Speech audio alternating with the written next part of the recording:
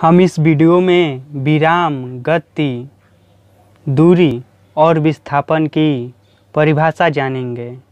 मेरा मानना यह है कि बेस जितना मजबूत रहेगा, जितना अच्छा रहेगा, हमारा पढ़ाई पर पकड़, हमारी समझ उतनी ही अच्छी होगी।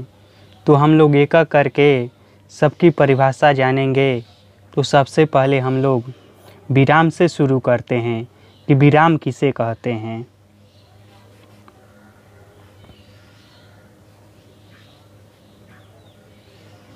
विराम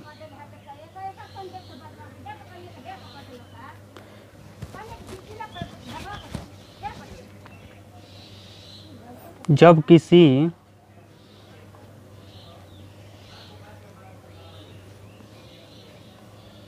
किसी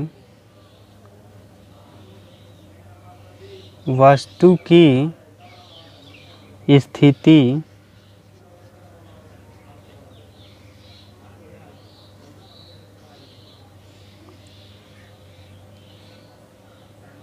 समय के साथ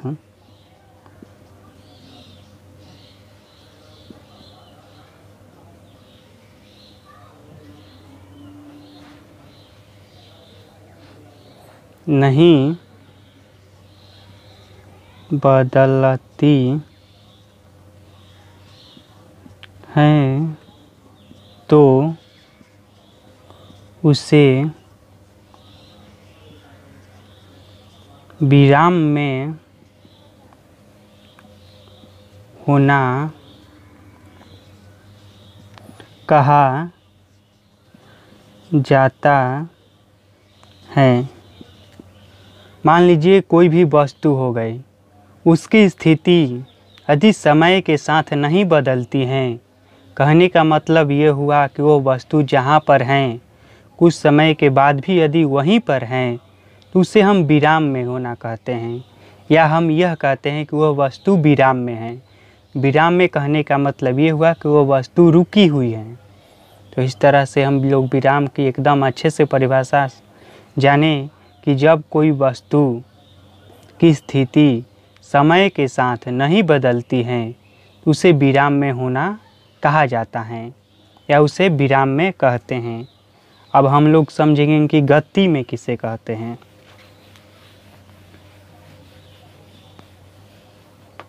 तो गति का परिभाषा हुआ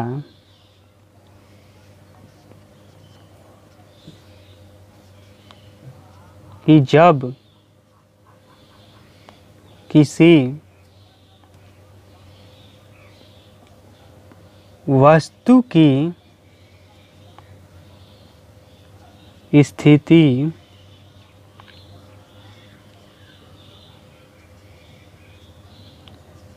समय के साथ बदलती है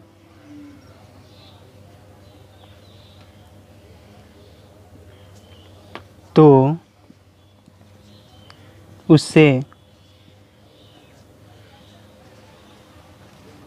गति में होना कहा जाता है। जब किसी वस्तु की स्थिति यदि समय के साथ बदल रही है तो उसे हम गति में होना कहते हैं, यानी हम यह कहते हैं कि वह वस्तु गति में है। मान लीजिए कोई ये वस्तु हो गई, उसके स्थिति t समय में यहाँ पर आ गई, उसे हम गति में होना कहते हैं। तो इस तरह से हमने बिल्कुल आसान भाषा में समझा कि गति किसे कहते हैं। तो जब किसी वस्तु की स्थिति समय के साथ नहीं समय के साथ बदलती है तो उसे गति में होना कहते हैं, और जब किसी वस्तु की स्थिति समय के साथ नहीं बदलती है तो उसे विराम में होना कहते हैं। अब हम जानेंगे कि दूरी किसे कहते हैं। तो हम दूरी की परिभाषा को अच्छे से समझते हैं कि दूरी किसे कहते हैं। दूरी तो दो वस्तुओं के बीच की लंबाई को दूरी कहते हैं। दो वस्तुओं के बीच की लंबाई को दूरी कहते हैं। इसको हम और अच्छे से समझते हैं कि मान लीजिए एक वस्तु हो गया ए और एक वस्तु हो गया बी और इसके बीच की लंबाई यह है, तो इसी को हम दूरी कहते हैं। यहाँ से यहाँ तक जितना भी है, मीटर में हो गया, किलोमीटर में, तो इसी को हम दूरी कहते हैं। इसको और आसान और एक परिभाषा दे सकते हैं कि किसी गतिमान वस्तु की किसी समय अंतराल में उसकी पथ की लंबाई को दूरी कहते हैं। तो इसका एक और भी परिभाषा हम लोग लिख लेते हैं। किसी गतिमान वस्तु की किसी समय अंतराल में, किसी गतिमान वस्तु की किसी समय अंतराल में पथ की लंबाई को दूरी कहते हैं। मान लीजिए कोई भी गतिमान वस्तु हुई, मान लीजिए हम मानते हैं कि एक गतिमान वस्तु हुई और एक समय अंतराल में यहाँ पर t समय में वो यहाँ पर आ गई, ठीक। तो जो इसकी पथ की लंबाई हुई एक समय अंतराल में, तो इसी को क्या कहते हैं? दूरी कहते हैं। यह क्या हुआ? यहाँ से यहाँ तक इस वस्तु की हो गया दूरी। तो हम लोग दूरी की परिभाषा क्या समझे कि दो बिंदुओं के बीच की लंबाई को दूरी कहते हैं, या किसी गतिमान वस्तु की किसी समय अंतराल में पथ की लंबाई को दूरी कहते हैं। अब हम लोग समझेंगे विस्थापन की परिभाषा कि विस्थापन क्या है, विस्थापन किसे कहते हैं।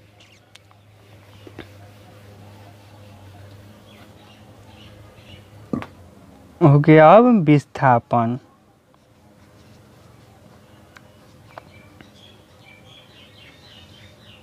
तो विस्थापन भी एक प्रकार की दूरी जैसा ही है, लेकिन इसकी परिभाषा में थोड़ा सा अंतर है। विस्थापन का परिभाषा यह हुआ कि किसी गतिमान वस्तु की प्रारंभिक बिंदु से और उसकी अंतिम बिंदु तक की जो तय की गई दूरी होती है, उसके बीच की न्यूनतम दूरी या सरल रेखीय दूरी को विस्थापन कहते हैं। इसको हम परिभाषा में लिखते हैं, उसके बाद और अच्छे से समझाएंगे। किसी गतिमान वस्तु की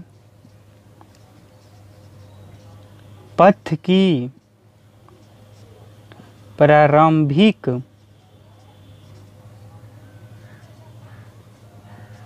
बिंदु और अंतिम प्रारंभिक बिंदु और अंतिम बिंदु के बीच की सरल रेखीय दूरी को विस्थापन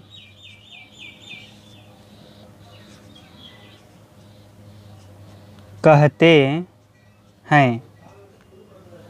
मान लीजिए कोई गतिमान वस्तु हो गई, उसकी पथ की लंबाई ये हो गई एक ये वस्तु हो गई, ये इस तरह से जा रही है, यहाँ पर आ गई।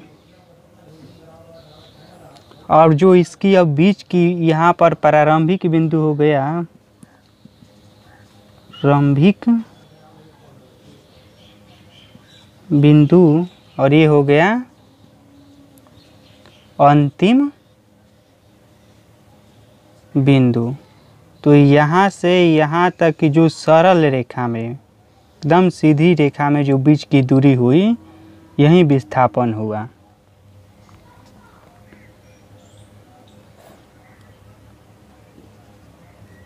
यहाँ से यहाँ तक, यहाँ पर समझने वाली बात है कि दूरी विस्थापन से बड़ा हो सकता है।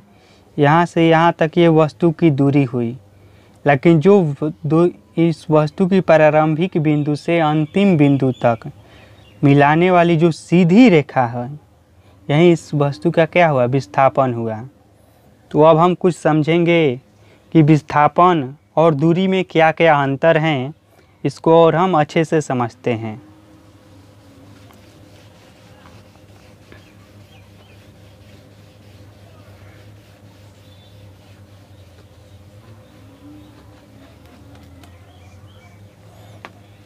ये हो गया वस्तु ए, यहाँ से चलना आरंभ किया और ऐसे ऐसे चलकर वस्तु बी जगह यहाँ पर आ गया। ए से बी तक की इसकी दूरी हुई, और ये जो सीधी रेखा में जाती है विस्थापन हो गया इसका। इसको हम क्या कहेंगे, विस्थापन। और यह क्या हुआ, दूरी।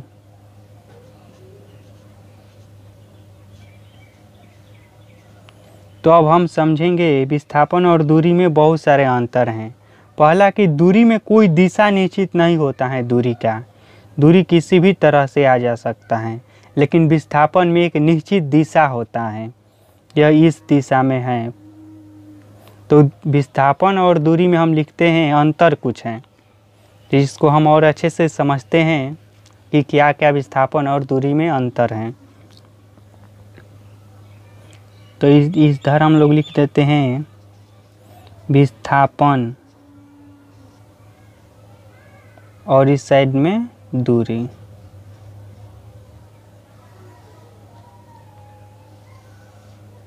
तो पहला अंतर हुआ,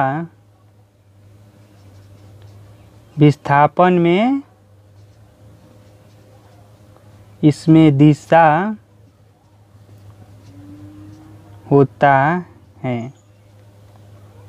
और दूरी में इसमें दिशा नहीं होता है। दूरी में कोई भी दिशा नहीं होता है, लेकिन विस्थापन में दिशा होता है। दूसरा,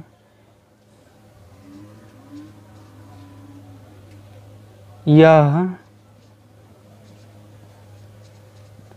सदिश राशि है, और दूरी यह अदिश राशि है।